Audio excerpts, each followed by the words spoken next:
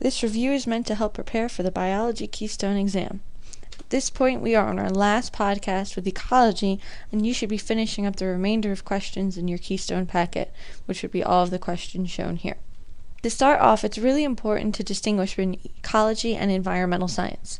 More often than not, people like to interchange the two, but ecology is really just about the actual organisms and the environment. How do they interact with other organisms? How do they interact with their food sources? Once we throw human beings like ourselves into the mix, then it's no longer ecology, then we're looking at environmental science. For the Keystone exam, we're not focusing on the human portion, we're really just focusing on the organisms and how they work with their environment, so we're focusing solely on ecology. With ecology, scientists like to break down ecosystems and areas from a very small perspective to a very large perspective. So you can see down here, we start very, very small, one individual organism, and we go all the way up to the biosphere. So what I'd like to do is just define these terms so that you have some understanding of what they mean. An individual organism is literally one living thing. In the picture shown here, we are simply looking at just one ladybug. A species is the idea that you have organisms or individuals that can interbreed to produce offspring that are fertile. And that was something we talked about in the evolution podcast, where once those species became different enough, they couldn't do this, so they were no longer species. But it's important to note that if I have a group of individuals that can interbreed to produce fertile offspring, that's my species. If we wanted to look at all the species in one defined area, that's our population. It could be how many of the same species of mite are eating and living in your eyebrow.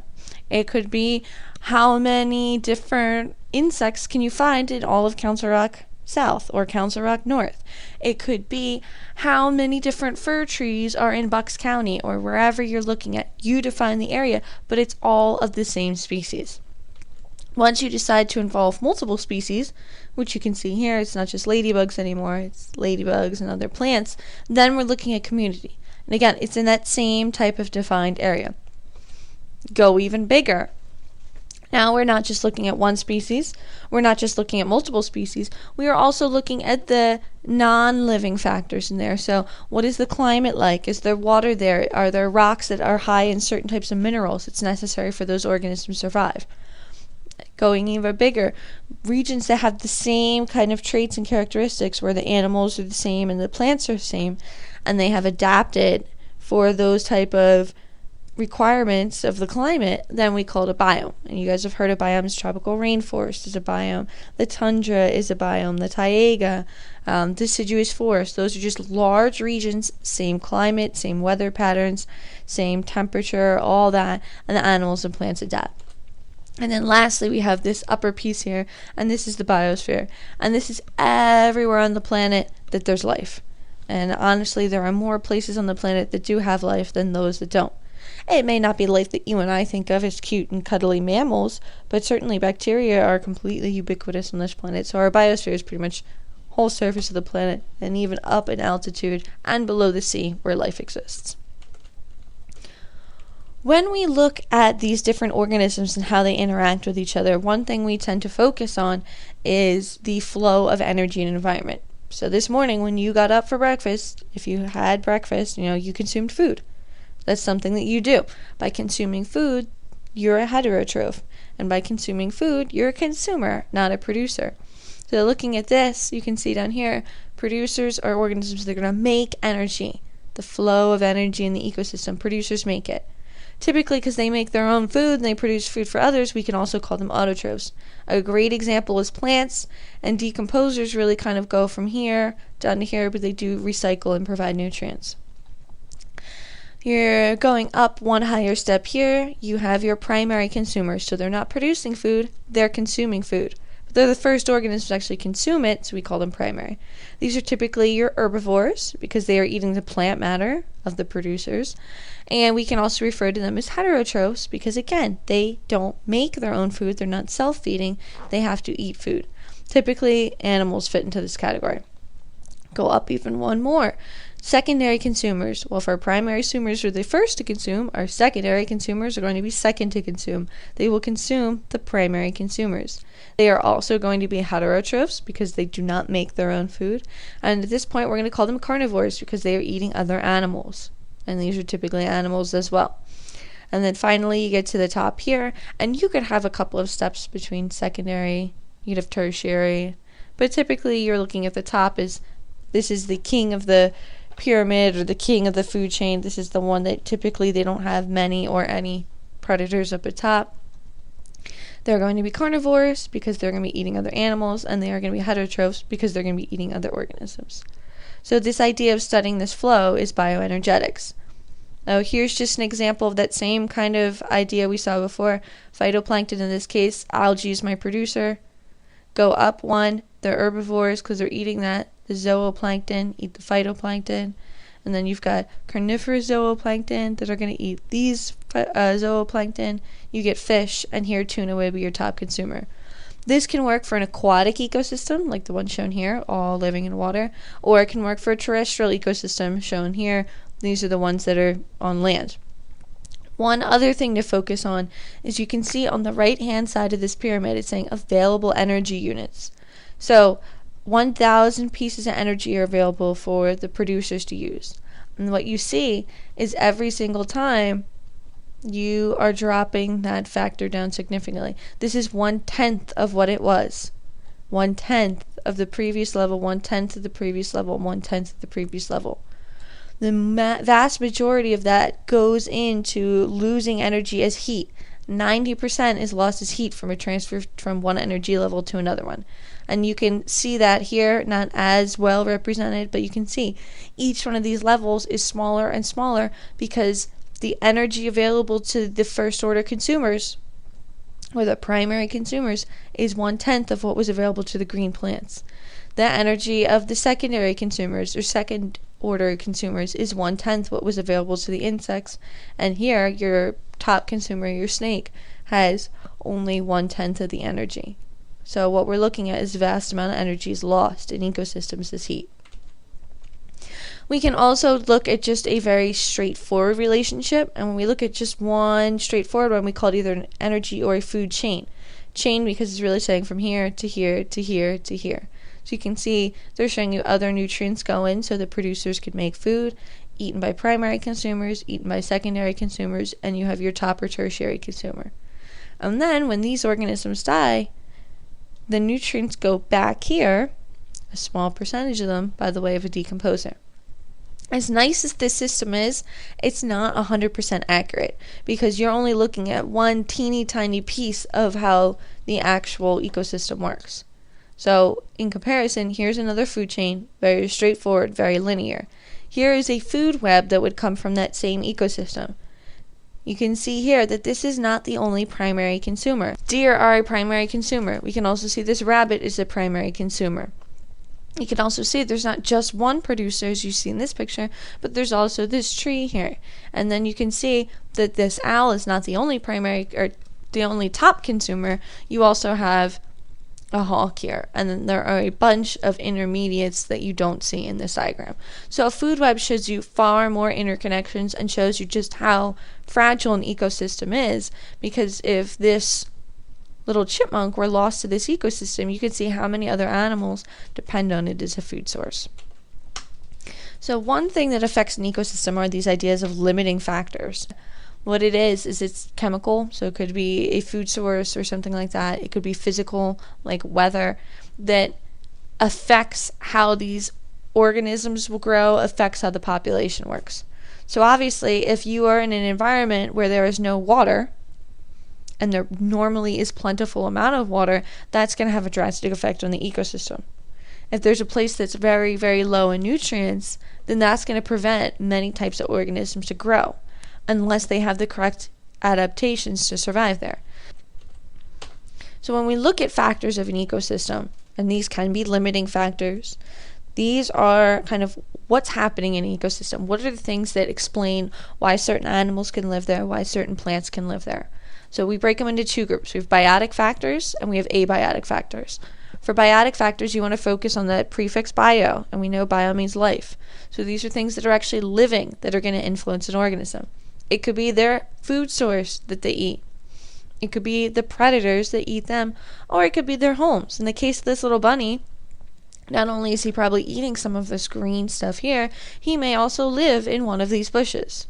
Your abiotic factors, A means not, so these are your non-living things. This could be more weather aspects. What's the wind like there? Is it so windy that smaller organisms can't stay there? Is there no water, so these organisms can't survive unless they have adaptations to store water? Is the temperature too hot for them? Is the temperature too cold for them? So you can see here, in this case, my physical idea was there was some sort of either volcano or something that could have come here. That's abiotic, and it's changed their landscape. It's also probably changed the temperature, so that's going to affect these organisms. We talked about many different elements. Way back in the first podcast, we had our chops in carbon being an important element, hydrogen being an important element, oxygen, phosphorus, sulfur, and nitrogen. These elements are important for all living things. And in an ecosystem, there are different cycles that show the different forms of carbon, how they're used by organisms and how they're not used. There's different forms of nitrogen, how they're used by organisms, and how do they go from phase to phase. So we call them biogeochemical cycles, because bio is referring to living organisms have a factor in, and geo. Some of these things get stored in the Earth's crust, they get stored in water, or part of the geology allows them to go in here. So carbon by itself, nitrogen, those are abiotic factors. And we can also call them nutrient cycles because we need them. So water cycle is an example, carbon, oxygen, nitrogen, there's a whole bunch of them. Here's just a sample one. This is looking at carbon cycle really, and they're kind of showing you how carbon goes in. So we need sunlight for plants, and what they do is they take CO2 in. We talked about that in a previous podcast. And what they're able to do is take in other nutrients if they need them to make glucose, which is our organic carbon molecule. Plants will use it, animals will eat it, and then if animals breathe out, like we do, every time we exhale, part of cellular respiration, we spit that CO2 back up. Plants also carry out respiration because plants need to break down sugars for energy too, so they'll put it in there. As human beings, we take some of the stuff that's in the ground, so there's the geo part of the biogeochemical cycle, and we use those fossil fuels, and as we burn them, what we're looking at here is they're spitting them back into the air. So the cycle is just showing you how is this nutrient or how is this abiotic factor in the case of carbon, how is it actually being cycled through the ecosystem. When we go back to the idea of ecology really focusing on how organisms interact with the environment and how organisms interact with the other organisms, we tend to see certain patterns that happen. And one of them is competition. And competition is you're the same species, in the case of these two bears, or you could be different species, but you want the same thing. And in this case, they might be fighting for a mate. That's a resource. They might be fighting for fish that's in there. That's a resource, the same place at the same time. They are competing with each other so that they can survive, so that their genetic material gets passed on, for that whole idea of Darwin's natural selection and evolution. We also have predation. One animal looks yummy, so another animal eats it. So I have here a fox eating some sort of mammal down here, and then I have a ladybug eating an aphid. So one of them just eats the other. Predator-prey kind of relationship. And then we have symbiosis, and we can actually break down symbiosis into 3 separate groups. But symbiosis, I think of sym, which means together. So these are organisms that live closely together. It could be a relationship that benefits both of them. It could be a relationship where only one is benefited, or it could be a relationship where one is significantly harmed. And for each of these, we have different terms that go with them. Mutualism, happy. In this case here, you can see this insect. It feeds off of the orange flowers, and as it feeds off of the orange flowers, it carries pollen from one plant to another plant. So the plant benefits by being able to reproduce and switch up its genetic makeup, and the insect benefits because it's able to eat. Commensalism is happy and neutral. So in this case, you can see here, those birds, they are eating insects and other things that are on the mammal's back. It doesn't really hurt the mammal to have them there. Mammal doesn't really benefit from it, so they would be the neutral, and the bird would be the smiley face. And then you have parasitism, which is happy face, frowny face. One organism is greatly benefiting, one organism is not benefiting. So you can see here, This caterpillar is the frowny face one. A wasp or some other sort of insect has laid its eggs on top of the caterpillar. And what happens is, as those eggs hatch, they will actually devour that insect for food. We can also talk about what happens when new species come to an area. And when we talk about species that are normally there, and sometimes you might hear these referred to as native species, they are called endemic. And these are things that are supposed to be there, they've kind of always been there, and they're restricted to that area. They wouldn't survive well outside of that area normally because they don't have the correct adaptations. And then we also have non-native species. And what happens is they are outside of their normal zone. And a lot of times we brought them here on purpose because we thought they were pretty.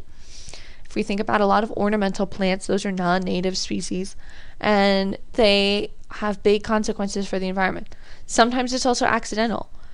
Everybody hates the stink bugs, and they're really, really gross. Stink bugs were accidentally brought over from Asia in a shipment, and what happened is when they came here, they had no natural predator at all, and because they had no natural predator, they were able to kind of just take over, and their population has exploded.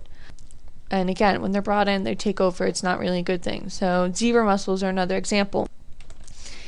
What happens when invasive species are brought in, or what can happen when ecosystems change, or what can happen as a result of human interaction, is that organisms can no longer effectively survive in their current environment. And when their population numbers start to go down, and we notice it, we say that they're threatened. That species, that group of interbreeding organisms, is on a decline. And what happens is if the numbers continue to go, we switch from threatened to endangered. And the idea is there that we really, really need to step up if we want this species to continue to survive. And then we go all the way to extinction where it's completely gone off the planet. Now, again, we talked about extinction in the evolution podcast, and extinction is not always a bad thing because it paves the way for other organisms. If the dinosaurs hadn't gone extinct, scientists hypothesize that mammals would not have been able to kind of take over in the way that we have. What the concern is right now is we are seeing a much faster rate of extinction than we previously have for organisms on this planet, and we're not sure if it's due to some sort of natural cycle or human interaction or other things, but it's something to be mindful of. Dodo bird is just an example of a species that used to exist and now it's gone extinct. Another idea of what happens in ecology is changing over time. That's something that happens with evolution as well. But succession is the idea that an ecosystem has some sort of sudden change. And if you've ever seen a plot of land that used to have a house on it start to go and, the house has been abandoned, over time you see that nature kind of comes right on back. And this could be that idea. You mow the lawn for 20 years, and then you abandon the house. Given enough time, this normal succession pattern will take over. Or if there is a volcano and the whole area is completely destroyed. Or if there was previously ice here, and because we're seeing glaciers and other things receding, this area is suddenly exposed. What happens first is your plants take over, small annual plants. And what they're able to do is they're able to start to grow, and then they die very quickly, and then they allow more organic matter to be present, so it's a bigger food source. And then your perennials start to take over, and then what happens is seeds from animals or seeds from wind are brought over, and then shrubs take over, and they start to kind of kill out some of these plants due to competing for sunlight. And then what you see is larger trees start coming in, and ultimately you get to our hardwood trees. So it's just showing the idea of an ecosystem. Maybe species will go extinct in that ecosystem, and maybe these species will be gone forever, but usually nature has a way of bouncing back in result to adversity. So to sum up this podcast, we're looking at ecology, and there's a lot of mini topics we covered in ecology, but ultimately we're looking at how do organisms interact with each other and interact with their surrounding environment. When we go from the bottom up, we can organize these different groupings to help us better study them in ecology. If I want to focus solely on communities, for example, I'm looking at all the different species in a certain area, but not necessarily focusing on the abiotic factors. Biotic living factors and abiotic non-living factors influence ecosystems. Organisms obviously do interact with each other, whether it's competition or predation, mutualism, commensalism, parasitism. There's different ways to interact, and species can adapt to those changes in the environment where they become extinct.